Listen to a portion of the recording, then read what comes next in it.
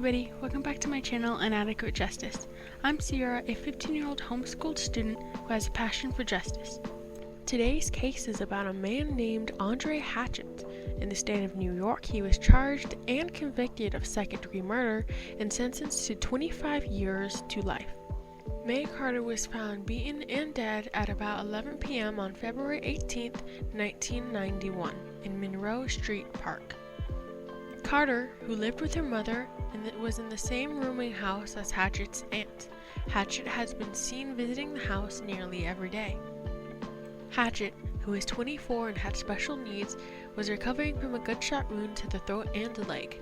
His right leg was in a cast. He was on crutches on the night of the crime.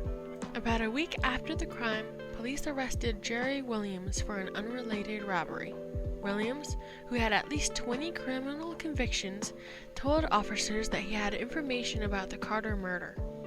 He told police that him and a woman nicknamed Popeye were in the park, heard a woman scream, and saw, from a distance of 35 to 40 feet, a man swinging his arm over a body laying on the ground.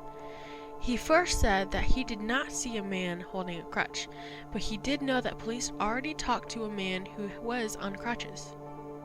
That same day, Hatchett was placed in a lineup and was identified by Williams.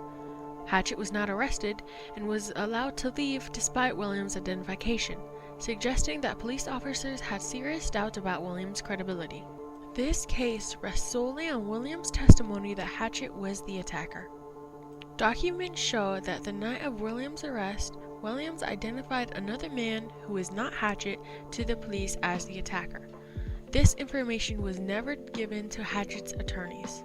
Despite the fact that Williams was under arrest for burglary, Williams was released from police custody shortly after coming forward as an eyewitness to the murder investigation. Williams then worked closely with police in order to locate Popeye, who was found and viewed a lineup that included Hatchett. At first, Popeye could not identify the attacker and said that it was a different person.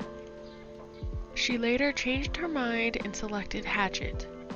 Popeye was never called to testify in court, and her initial identification was never used by Hatchett's defense lawyers. Williams was the sole witness on both of Hatchett's trials, claiming that he could see Hatchett on a rainy day from the distance of 30 or 40 feet. The court declared a mistrial at the end of the first trial. At his second trial, Hatchett testified in his own defense and presented an alibi witness. Neither attorney presented Hatchett's medical records, which showed that it would have been impossible for Hatchett to have committed this crime given his physical limitations. Nevertheless, he was convicted of second-degree murder and sentenced to 25 years to life, based almost solely on the testimony of Williams.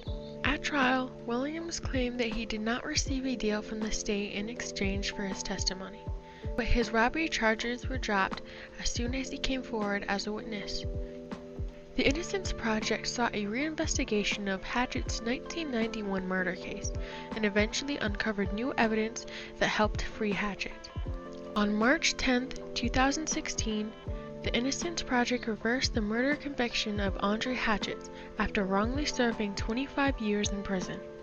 Hatchett was joined by his surviving family members when he was released later that day. The alternative perpetrator was never identified for May Carter's death.